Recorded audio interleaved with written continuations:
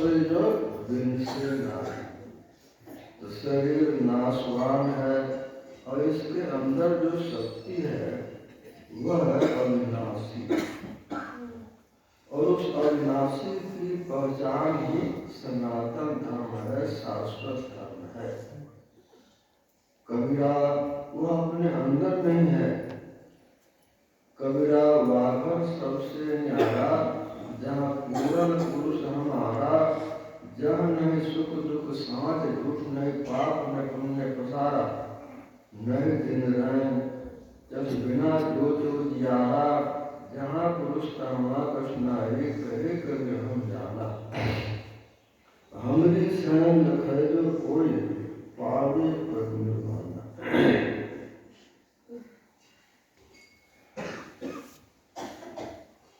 एक फकीर जंगल में कुटी बनाकर रहते थे। ज्ञानी थे, लेकिन ज्ञान ग्रहण करने वाला उनको कोई पात्र नहीं मिला। संत विशुद्ध में यही करते हैं, इतना ही राम कृपा करते। परमात्मा की कृपा से सत्य पात्र को विशुद्ध महात्मा मिलते।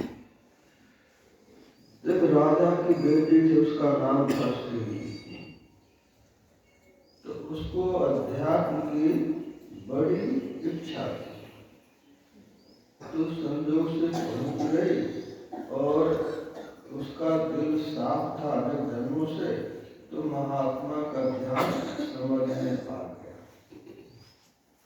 साधना में सफलता भी मिल गई, तो अंतर ज्योति भय गुरु साखी चीने राम करना। अंतर में ज्योति हुई, यही परमात्मा ही करता। और भाव प्रकाश विडलन यारी सुख भयल बहुते रहे, और गुरु कृपा की कीमत नाहे मिले 84। उसको विश्वास हो गया। बिन विश्वास भगति नहीं, यही गुण करवाई राम, राम कृपा में सपने हो जीवन लग। वह नियमित जान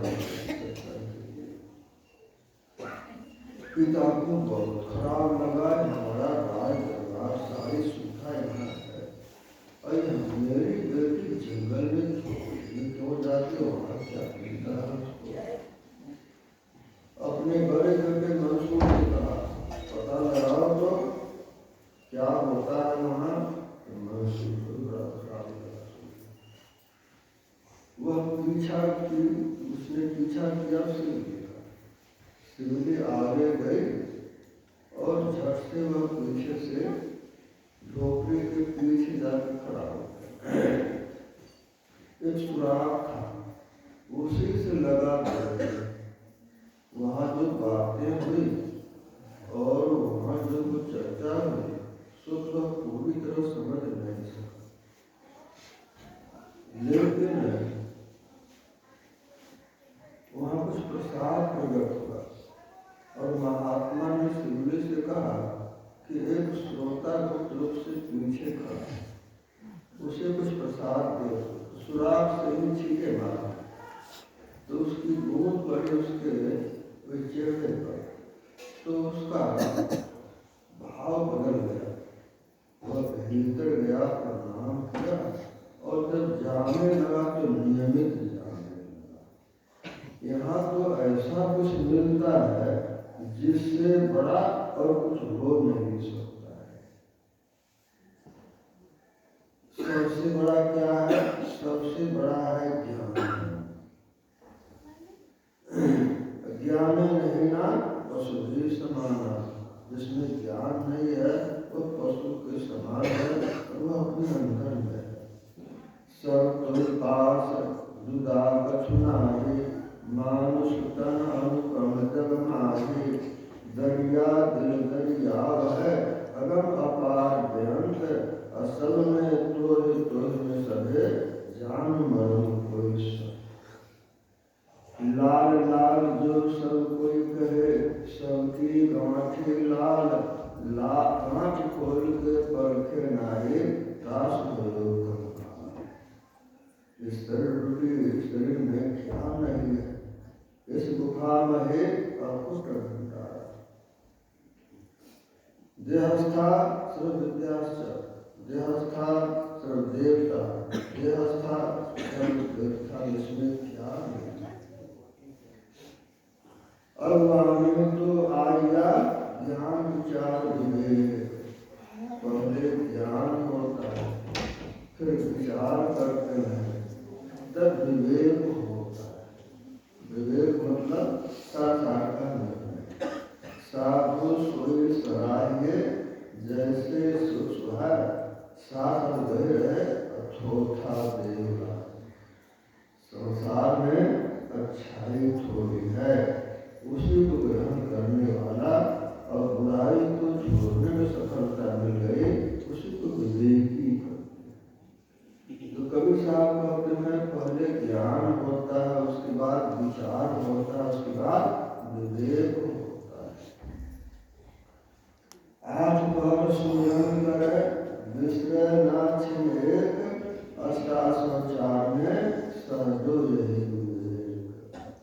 सब शास्त्रों का सार उद्देश्य है कि हमेशा वर्णात्मक नाम का जाप होता रहे। सकल ग्रंथ को अर्थ है, सब बातों की बात, और दरिया सुंदर नाम का कर लीजिए जिम्मेदार है। इसी से सब होता है।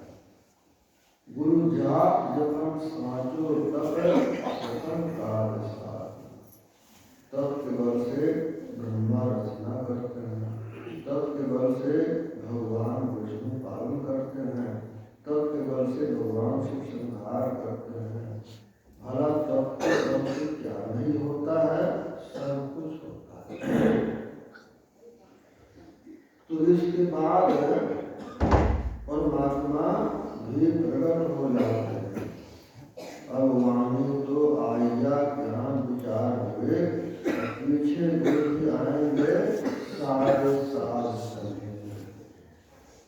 सब साध मतलब सृष्टि के जितने खंड ब्रह्मांड हैं, इंद्रलोक, गणपति लोक, ब्रह्मलोक, विष्णु लोक, शिव लोक, दुर्गा लोक, और उसके बाद काल के परे पार ब्रह्म परमात्मा का सब अपने अंदर में प्रत्यक्ष हो जाते हैं मन की सफाई से। इसीलिए मन ही मन में जाप कर दर्पण उज्जवल हो, दर्शन हो गए राम का मिल जाए सबको। समाज में जो बड़े गिने जाते थे उनकी बैठक, किसने बैठक की? मंसूर के पिता ने। और निर्णय लिया कि मंसूर जाने लगा, सभी जाने लगी, तो बड़ा मुश्किल हो गया। दूसरे को हम रोक पाएंगे? मंसूर से कहा जाना छोड़, सोचो नहीं हुआ। मरकर सज्जन छोड़ दे, जीते जीतू छोड़, जब से नाता तोड़कर हरि से नाता जोड़। मरने के बाद दुनिया छूटती है, आसक्ति घसीटती है। इससे अच्छा है कि मरने के पहले अनासक्त हो जाए। दया दीनता समता धारो, हो जीवत मृतक समान रे। कहे कबीर पहुँचो सकलोका, और जहाँ रहे पुरुष अमान। लोग समझ नहीं सके, मंसूर समझा नहीं सका। कबीर साहब कबीरदास महाराज कहते हैं कि कहते को कही जान दे, गुरु की सिर चूले, शाम को लट जवाब करते। तुझे पढ़ाई क्या पढ़ी, अपनी आप मिले। तेरे भावे कुछ करो, भलो बुरो संसार, नारायण तो बैठ के अपनों को निखार। लोगों ने कहा जाओगे, पैर काट दूंगा, पैर काट लिया। कहा वहाँ का ज्ञान भूल जाओ,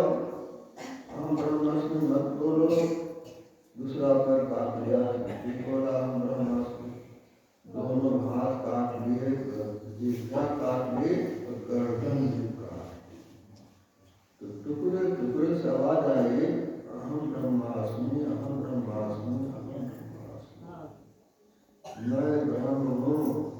वहां तक किसी यातना की पहुंच नहीं है। तो मसूद के जमाने में उनकी बात को समझ नहीं सके, लेकिन जिज्ञासुओं को शिक्षा मिली कि ऐसा ज्ञान है कि जीवन थोड़ो ही भलो, जो हर सुमरन हो लाख वर्ष के जीवनों लेखे धन्य। महात्मा बुद्ध के जमाने में एक सज्जन का नाम था पिपीलक मानव। उसका हृदय बड़ा निर्मल था और उसके पिता की मृत्यु हो गई थी बचपन में। घर में अपार संपदा थी। बेटा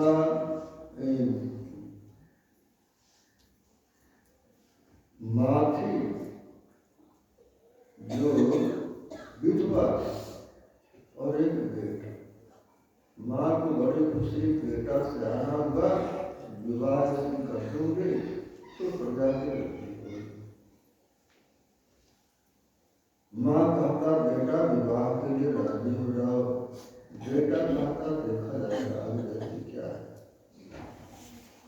माँ समझ गई बेटा विवाह नहीं करना चाहता है, तो उसकी चिंता बहुत बढ़ गई।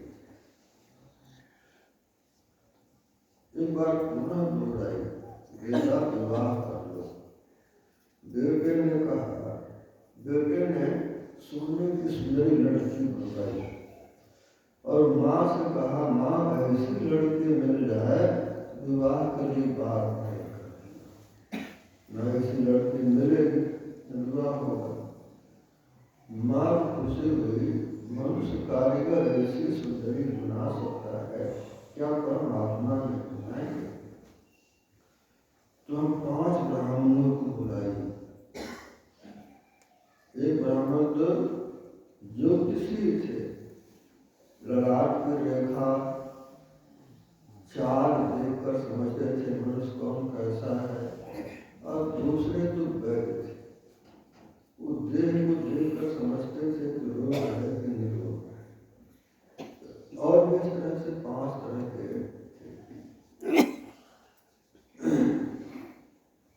लड़की दी, बहुत धन दिया। माँ ने कहा वैसे देश में जाइए जहाँ के लोग बहुत सुंदर होते हैं। तो सब ब्राह्मण लोग उनमें जाने लगे।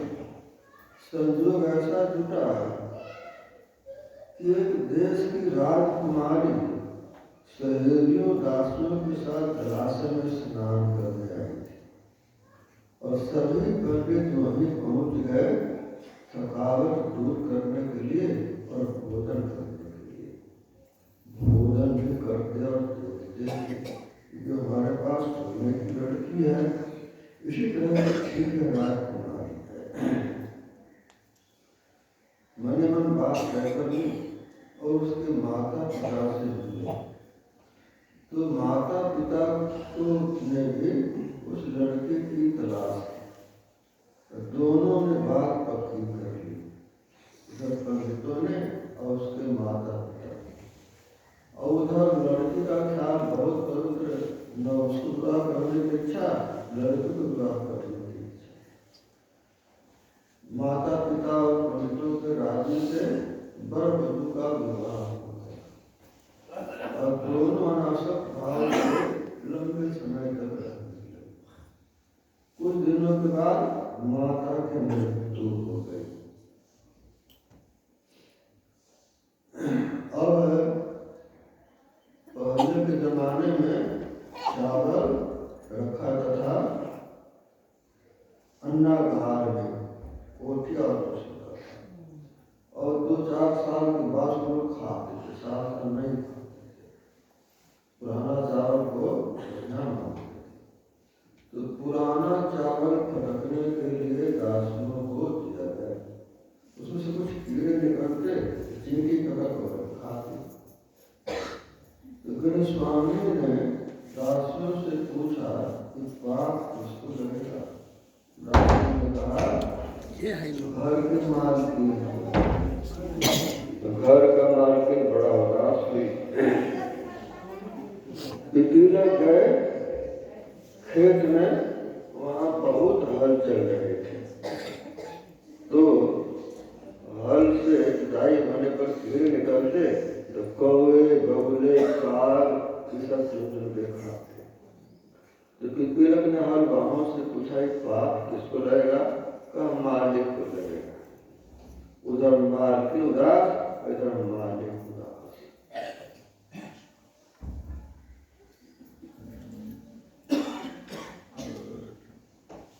रात बीती, सवेरा हुआ और न घर में ताला लगाना है, न किसी को जिम्मेदारी ठहराना है। दोनों घर छोड़ पहुंच गए एक चौराहे पर। पिपीलक ने अपनी पत्नी से कहा, यह राह गई तुम्हारी नहीं है। पिता ने कहा, यह राह गई घर में, यह राह गई बुद्ध के बिहार में। मैं यहाँ बैठता हूँ, तुमको जाना जहाँ हो चले जाओ। पत्नी ने कहा, मैं बैठती हूँ, आपको जहाँ जाना है चले जाइए। तो पिपीलक पहुँच गए महात्मा बुद्ध के बिहार। वहाँ जाके दीक्षा ली और बैठ गए तो 7 दिनों तक बैठे रह गए। समाधि की अवस्था में ज्ञान प्राप्त किया। उनका नाम पड़ा महाकाश्यप स्थविर। तो महाकाश्यप स्थविर, सारिपुत्र और महामौद्गल्यन भिक्षु संघ में 3 महापुरुष बुद्ध के समान पहुंचे। और उनकी पत्नी भी जाकर वही दीक्षा ले भिक्षु संघ में और उसको भी ज्ञान प्राप्त हो गया। तो इस तरह से पवित्र मन में ज्ञान की उपज होती है, ज्ञान का उद्घाटन होता है। यही आप वेद वाणी में सुन रहे थे। तो सुनने से ज्ञान होता है, विचार होता है और विवेक होता है, और जड़ से चेतना अलग होती है और फिर तो दुनिया के बंधनों से सदा के लिए छूट जाते हैं। इसके लिए न कहीं आना है न कहीं जाना है। के दौड़े द्वारिका, के काशी जाए, के मथुरा को जले, साहिल घटी माए। यह मसीह देवला सदगुरु दिया दिखाए, भीतर सेवा बंदगी बाहर काहे जाए। बिंदुनाथ महालिंगम शिव शक्ति निकेतन, देहम शिवालयम वृत्तम श्रीधम सर्वदेव। बोलिए प्रेम से